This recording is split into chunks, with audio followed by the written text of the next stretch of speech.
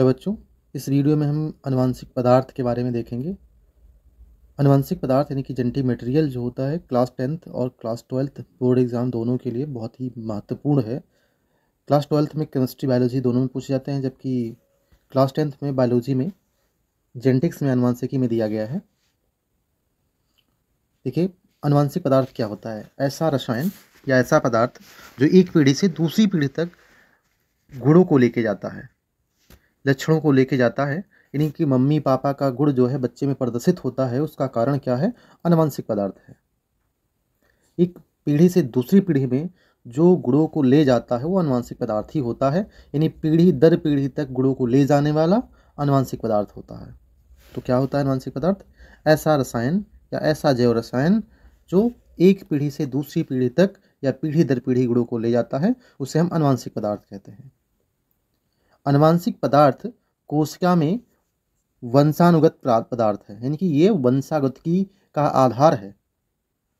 किसी जीव से संबंधित जानकारी जो भी होती है ये प्रदान करता है। यानी किसी भी जीव का क्या कैरेक्टर है, उसकी मॉर्फोलॉजी क्या होगी, मतलब उसका स्ट्रक्चर क्या होगा, उसकी बाहरी बनावट क्या होगी, उसकी जो विकास है, उसका आकार क्या है, उसका प्रकार क्या है, ये सभी जानकारी डीएनए के अंदर निहित होती है। अब जो आनुवंशिक पदार्थ होते हैं वो दो प्रकार के होते हैं। पहला तो डीएनए और दूसरा आरएनए। जो डीएनए होता है उसे हम डीऑक्सीराइबोज न्यूक्लिक अम्ल या डीऑक्सीराइबोज न्यूक्लिक एसिड कहते हैं, और आरएनए को राइबोज न्यूक्लिक अम्ल कहते हैं। देखिए, जो डीएनए होता है ये लगभग सभी जीवों में आनुवंशिक पदार्थ पाया जाता है। अगर आपसे पूछा जाए एक ऑप्शन में कि आनुवंशिक पदार्थ कौन होता है, तो आप केवल और केवल डीएनए को सेलेक्ट करोगे। लेकिन अगर दोनों दिए गए हैं, आपको रिटर्न में लिखना है, तो आप डीएनए आरएनए दोनों में लिखोगे, क्योंकि आरएनए कुछ विषाणु होते हैं जिनमें जो है जेनेटिक मटेरियल यानी कि आनुवंशिक पदार्थ के रूप में कार्य करता है। कुछ हमने एग्जाम्पल लिए हैं, जैसे HIV वायरस है, जिससे एड्स होता है, acquired immunodeficiency syndrome, human immuno virus, ये वायरस, और कोविड-19 जो रिसेंटली 19 में कोविड हुआ था, इसमें आरएनए जो है आनुवंशिक पदार्थ होता है। अब बात आती है आनुवंशिक पदार्थ कहाँ पाया जाता है, तो आप सब जानते हो आनुवंशिक पदार्थ कोशिका के अंदर होता है। और कोशिका के अंदर कहाँ होता है? अगर वो प्रोकैरियोट है तो आप जानते हो उसके पास केंद्रक नहीं होगा, तो साइटोप्लाज्म में फैला होगा, कोशिका में वैसे ही फैला पड़ा होगा। लेकिन यदि वो यूकैरियोटिक है अर्थात सुकेंद्रिक है, तो डीएनए जो है वो डीएनए जो है वो जो है केंद्रक के अंदर एक झिल्ली से घिरा हुआ पाया जाएगा, केंद्रक में पाया जाएगा, है ना, केंद्रक के अंदर पाया जाता है। सामान्यतः ये क्रोमेटिन के रूप में पड़ा होता है। अर्थात जो प्रोकैरियोट होते हैं उनके अंदर आनुवंशिक पदार्थ सेल के अंदर ऐसे फैला पड़ा होता है साइटोप्लाज्म में, कोशिका द्रव्य में, जबकि यूकैरियोट में आनुवंशिक पदार्थ केंद्रक के अंदर उपस्थित होता है। कुछ कोशिकांग भी होते हैं जिसके अंदर जो है आनुवंशिक पदार्थ पाया जाता है। जैसे कि आप दो नाम याद रखेंगे, पहला तो माइटोकॉन्ड्रिया, दूसरा है क्लोरोप्लास्ट, है ना। अब जो माइटोकॉन्ड्रिया में डीएनए पाया जाता है उसका नाम माइटोकॉन्ड्रियल डीएनए का होता है, उसे mtDNA कहते हैं। जो क्लोरोप्लास्ट के अंदर पाया जाता है उसे हम cpDNA या क्लोरोप्लास्ट डीएनए कहते हैं। अगला देखिएगा, इस पर एक थ्योरी है। शुरुआत में क्या था? शुरुआत में लोग प्रोटीन को या अलग अलग रसायन को अलग अलग मत थे कि ये आनुवंशिक पदार्थ होता है, ये आनुवंशिक पदार्थ होता है। लेकिन एक वैज्ञानिक थे जिनका नाम था एब्री मैकयार्डो मैकार्टी।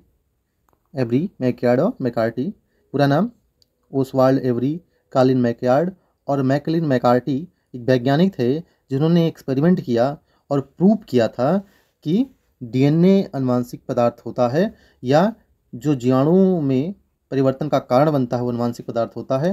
अर्थात डीएनए ही आनुवंशिक पदार्थ है, डीएनए ही आनुवंशिक पदार्थ है, डीएनए ही आनुवंशिक पदार्थ है, डीएनए ही आनुवंशिक पदार्थ है। ये इन्होंने प्रूव किया था। अगला देखते हैं, अब हम आरएनए की संरचना देखते हैं। ध्यान दीजिएगा, आरएनए जो होता है वो सिंगल स्ट्रैंड वाला होता है। कैसा होता है? एक सिंगल स्ट्रैंड वाला होता है। इसमें शुगर फास्फेट की बैकबोन होती है, शुगर फास्फेट की जो है वो बैकबोन होती है। ऐसे शुगर फास्फेट ऐसे श्रृंखलाबद्ध तरीके से उपस्थित होते हैं, है ना, शुगर फास्फेट। और उस प्रत्येक शुगर से यहाँ पर नाइट्रोजनस बेस लगे होते हैं, है ना, sugar phosphate sugar phosphate sugar phosphate. Sugar से नाइट्रोजनस बेस जैसे एडेनिन है, ग्वानिन है, यूरेसिल है ना, साइटोसिन है, ये नाइट्रोजन क्षार लगे होते हैं। तो मेन बात इसका क्या है कि जो डीएनए होता है वो एक रज्जुक वाला होता है, उसमें एक ही रज्जुक पाए जाते हैं और 90 डिग्री पर ये नाइट्रोजनी क्षार लगे होते हैं,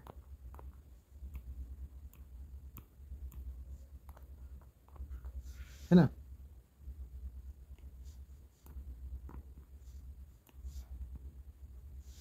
तो इसमें हमने जो है डायग्राम लिया है, आप देखिए, ये ध्यान देंगे अगर आप, तो ये जो श्रृंखला बनी है, ये जो श्रृंखला बनी हुई है, ये यहाँ देखिए, ये फास्फेट है आपका, यहाँ पे ये आपका फास्फेट है, ये शुगर है, फिर फास्फेट, फिर शुगर, फिर फास्फेट, फिर शुगर। और इस शुगर और फास्फेट से अगर आप देखो तो शुगर फास्फेट ये श्रृंखलाबद्ध तरीके से एक जो है एक सीढ़ी बना लिए हैं, एक जो है सीढ़ी बन गई है, और उससे इस सीढ़ी में जो स्टेन लगे हुए हैं उसमें केवल नाइट्रोजनी क्षार, यूरेसिल, साइटोसिन और एडेनिन, ग्वानिन इत्यादि पाए गए हैं। देखिए, शुगर फास्फेट की क्या है, एक श्रृंखला है, उससे शुगर से नाइट्रोजनी क्षार, एडेनिन, ग्वानिन, साइटोसिन, यूरेसिल पाए गए हैं। अब ये श्रृंखला एक प्रकार से दर्शाई गई यहाँ पे कि किस प्रकार से शुगर कहाँ पे जुड़े होते हैं। देखिएगा, यहाँ जो शुगर होता है, अगर इसमें आप देखें तो एक शुगर होते हैं, इसमें देखिएगा शुगर, ये 1 डैश कार्बन, ये 2 dash carbon, 3 dash carbon, 4 dash carbon और 5 डैश कार्बन। यहाँ आप देखें तो 2 डैश पर OH है, इसलिए इसका नाम होता है राइबोज शर्करा। क्या नाम होती है इसकी, राइबोज शुगर नाम होता है, ये राइबोज शुगर है। राइबोज शुगर में पहले कार्बन पर 1 डैश पर आप देखें, अगर आप देखें कि 1 डैश पर आप देखेंगे नाइट्रोजन बेस यानी यूरेसिल लगा हुआ है। और 5 डैश पे क्या है, 5 डैश पर आप देखें तो फास्फेट ग्रुप पर लगा हुआ है, और नीचे अगर देखो तो यही ये 1 डैश, ये आपका 2 डैश, 3 डैश और 4 डैश, फिर 5 डैश। यानी अगर आप देखें तो 3 डैश और 5 डैश के बीच में एक फास्फेट ग्रुप लगा हुआ है, ये है ना। तो शुगर और फास्फेट 3 से 5 डैश के एंड में, यानी 3 से 5 डैश की श्रृंखला बनाए होते हैं। इस प्रकार से 5 डैश पे आपका फास्फेट ग्रुप होता है और 3 डैश पे शुगर होता है। और शुगर से 1 डैश कार्बन पर अगर देखें आप, यहाँ शुगर से 1 डैश कार्बन पर नाइट्रोजन बेस लगे होते हैं, है ना। अब इसमें कुछ और बातें बताई गई हैं कि यहाँ पे जो नाइट्रोजन बेस होते हैं वो केवल एडेनिन, ग्वानिन, साइटोसिन और यूरेसिल होता है। यहाँ पे थायमिन नहीं पाया जाता है, अब आरएनए की कुछ कैटेगरी यहाँ पे दिखाई गई हैं आपको। एक तो टीआरएनए बताया गया है, टीआरएनए है ना। ये टीआरएनए जो होता है जब अनुलेखन होता है तब काम आता है। टीआरएनए क्या करता है, कोडान्स को पहचान करके, उनके पास एंटी कोडान होते हैं, उनको पहचान करके उनके लिए अमीनो अम्ल का चयन करता है ना। तो प्रोटीन के निर्माण में टीआरएनए की जरूरत होती है, साथ में राइबोसोमल आरएनए, राइबोसोम बनाते हैं, साथ में प्रोटीन के निर्माण में भाग लेते हैं आरआरएनए, राइबोसोमल आरएनए। आरएनए की कुछ कैटेगरी हैं, हम और आगे देखते हैं। तो आपको पता चला यहाँ पे पहला तो जो फास्फेट होता है, फास्फेट समूह कहाँ उपस्थित होता है, शुगर के 3' और 5' के कार्बन के बीच में, पहली बात। तो दूसरा, यहाँ पे जो शुगर होता है, शुगर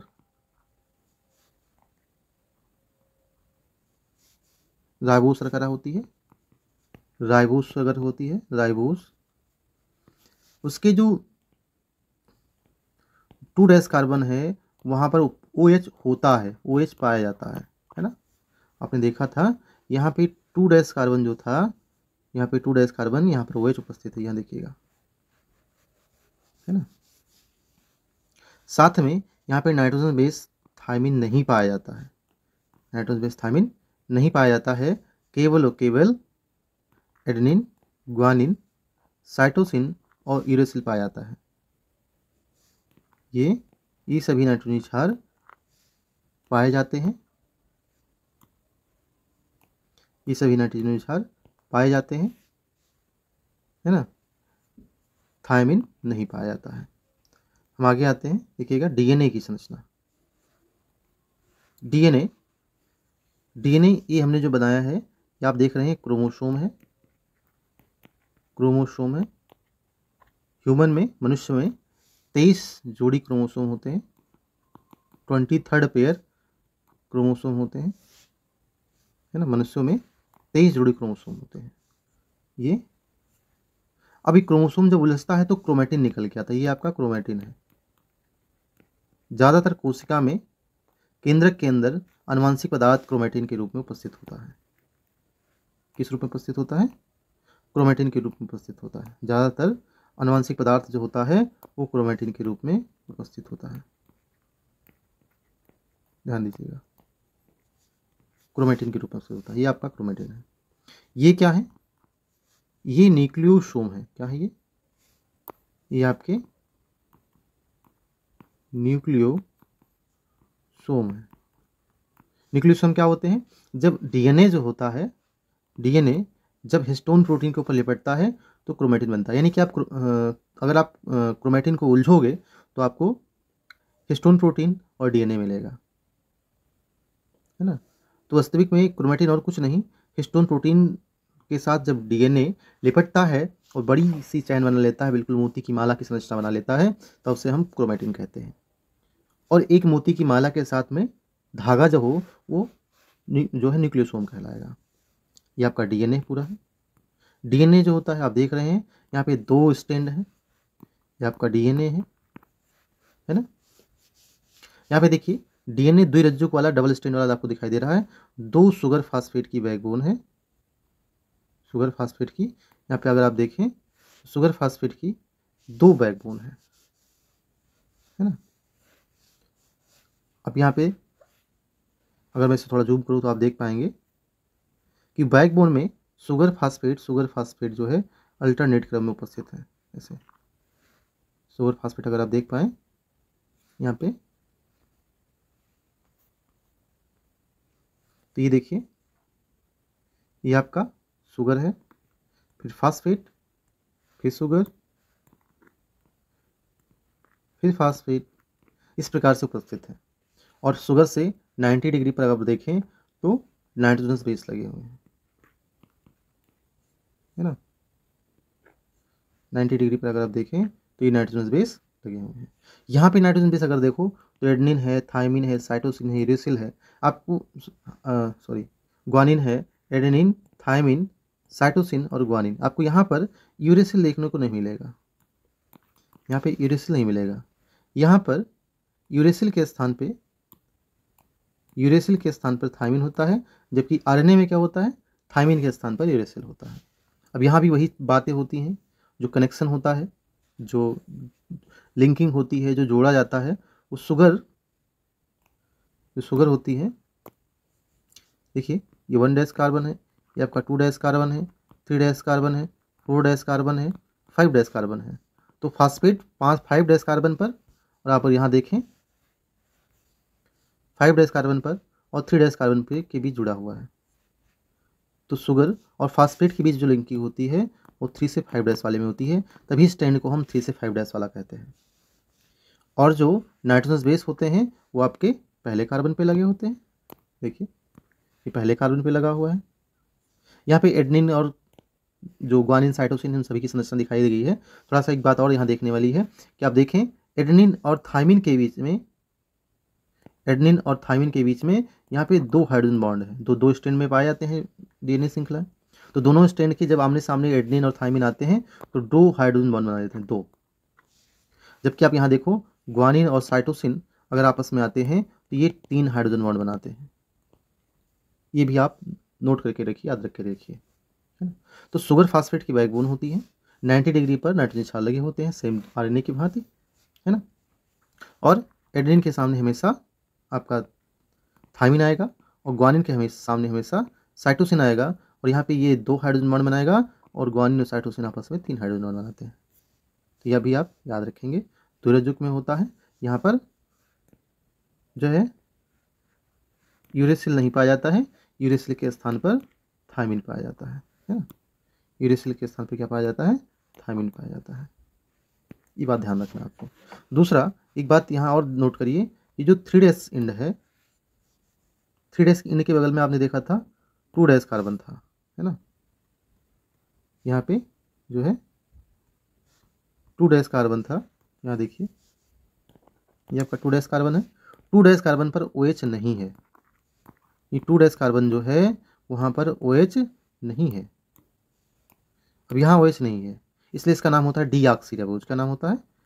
डीऑक्सीराइबोज नाम होता है। जबकि जो आरएनए होता था उसमें केवल राइबोज ही पाया जाता है, क्योंकि वहाँ पर दूसरे कार्बन पर OH समूह उपस्थित होता है। अब हम बात करते हैं डीएनए और आरएनए में अंतर। अभी हमने बताया जो डीएनए होता है वो डबल स्ट्रैंड वाला होता है, आरएनए जो होता है वो सिंगल स्ट्रैंड का होता है। डीएनए डबल स्ट्रैंड का होता है, आरएनए सिंगल स्ट्रैंड का होता है ना। डीएनए आपका डबल स्ट्रैंड का होता है, आरएनए जो होता है वो सिंगल स्ट्रैंड का होता है। एक रज्जुक का आरएनए होता है, 2 रज्जुक का डीएनए होता है। डीएनए में जो है डीऑक्सीराइबोज पाया जाता है। डीएनए में क्या होगा? डीऑक्सीराइबोज पाया जाएगा, जबकि आरएनए में राइबोज शर्करा पाई जाती है। डीऑक्सीराइबोज कैसे पहचानोगे आप? देखोगे जो दूसरा कार्बन है यहाँ पर OH नहीं होगा, यहाँ पे OH नहीं होगा, जबकि यहाँ पे दूसरे कार्बन पर OH उपस्थित होगा, दूसरे कार्बन पर OH उपस्थित होगा। यहाँ पे अगर आप और देखो तो जो डीएनए होता है, डीएनए में एडेनिन, ग्वानिन, थाइमिन और साइटोसिन पाया जाता है। देखिए एडेनिन, ग्वानिन, साइटोसिन और थाइमिन पाया जाएगा, जबकि आरएनए में थाइमिन के स्थान पर यूरेसिल होता है। तो ये कुछ डिफरेंसेस हैं। साथ में आप ये भी याद रखेंगे डीएनए जो होता है ज़्यादा स्थायी होता है, आरएनए कम स्थायी होता है। आरएनए में उत्परिवर्तन यानी म्यूटेशन जल्दी होता है और डीएनए में जल्दी नहीं होता, इसमें धीरे धीरे बदलाव आता है। इसलिए शुरुआती में जीव बने थे उनके अंदर अनुवांशिक पदार्थ जो आरएनए था, इसलिए क्या हुआ, उनमें जल्दी जल्दी परिवर्तन हुआ और जीव का विकास हुआ। और साथ में आप देखते हैं इस समय जो इस आपको कोविड महामारी का सामना करना पड़ा, आपने सुना होगा कि अलग अलग स्ट्रेन के जो है कोविड पाए गए। कारण क्या था कि शुरुआत में कोविड जो था उसका जो जीनोम था, उसका जो आरएनए था वो अलग था। बाद में कुछ समय बाद परिवर्तन हुआ तो उसका जो स्ट्रेन हुआ, उसका जो आरएनए हुआ बदल गया। तो इस प्रकार से आप डीएनए, आरएनए और आनुवंशिक पदार्थ को आप जो है तैयार कर लेंगे। ये बोर्ड की दृष्टि से बहुत ही महत्वपूर्ण है। वीडियो अच्छा लगे तो लाइक शेयर कमेंट जरूर करें। वीडियो देखने के लिए बहुत बहुत धन्यवाद।